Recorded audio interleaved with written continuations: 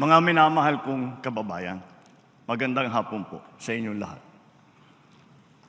The hard lesson of this last year has made it very clear that whatever current data proudly bannering our country as among the best performing in Asia means nothing to a Filipino who is confronted by the price of rice at 45 to 65 pesos per kilo. Bagamat maganda ang mga statistikang ito, wala itong kabuluhan sa ating kababayan na hinaharap ang realidad na mataas ang presyo ng mga bilihin, lalo na ang pagkain, lalo't higit ng bigas. Totoo, puwersa ng merkado sa ating bansa at maging sa buong daigdig ang siyang nagdidikta ng presyo.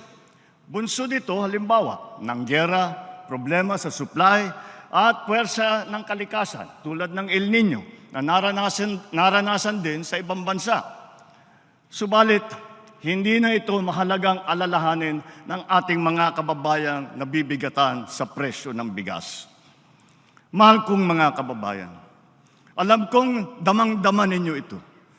Hindi natin winawalang bahala ang inyong mga hinain at hirap na dinaranas. Sa kabila ng mga hamon ng ating kinakaharap, nasaksihan natin ang pinakamataas na ani ng palay sa bansa nitong nakalipas na taon. Pumalo ito sa lagpas 20 milyong tonelada, ang pinakamataas na ani mula noong 1987. Gayunpaman, ang ani na ito ay katumbas lamang ng 13 milyong tonelada ng bigas. Kulang pa rin ito para sa ating pangangailangan na 16 na milyong tonelada ng bigas, kung kaya't napipilitan tayong mag-angkat. Ngunit, lokal na produksyon pa rin ang ating mas bibigyan ng halaga. Kaya patuloy nating sinusuportahan ang sektor ng agrikultura upang mapabilis, mapadali at mapalakas ang produksyon mula sa pagpunla, pag-ani at paghuli hanggang sa pagbiyahe at pagbenta, upang maiwasan din ang pagkasira ng mga produkto. Nitong nakalipas na taon, higit 100 milyong kilo ng mga sari-saring binhi, suwi at pataba nang ipinamahagi sa mga magsasaka. Namigay rin ang pamahalaan ng mahigit 300,000 inahin upang ito ay maparami. Para naman sa mga mangingisda, mahigit 500 milyong fingerlings at 3,000 mga bangka ang napamahagi.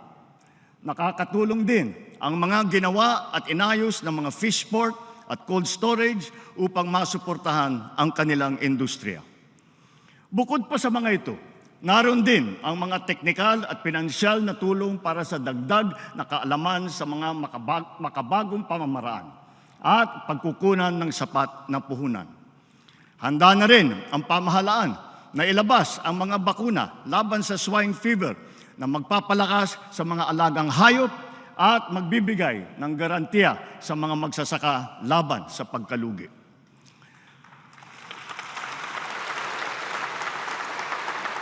Nagsasagawa rin tayo ng mga kaugnay na hakbang upang pababain ang presyo at madagdagan din ang ating supply ng pagkain. Because of compelling emergency reasons, such as illegal price manipulations by hoarders and smuggling, we were constrained to temporarily implement mandated price ceilings on rice. We also extended the reduced tariff rates to facilitate the importation of rice, corn, and pork until the end of this year. Tinitiyak ko sa ating mga magsasaka at sa buong sektor ng agrikultura na ang mga ito ay pawang panggipitang solusyon lamang.